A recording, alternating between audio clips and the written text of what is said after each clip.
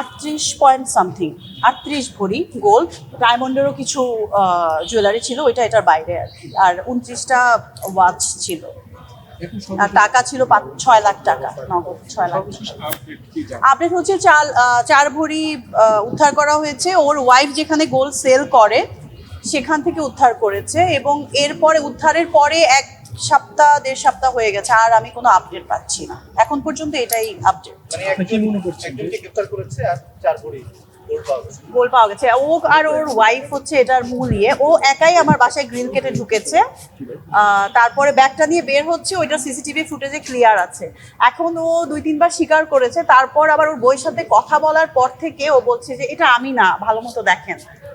এটাও স্বীকার করেছে যে আপনাদের বাসায় চুরি করার পর থেকে পর আমি হেয়ার কাট করে চুল আরো ছোট করে ফেলছি, বা সেই আছে না লুক চেঞ্জ করার হয়তো বা ট্রাই করেছে।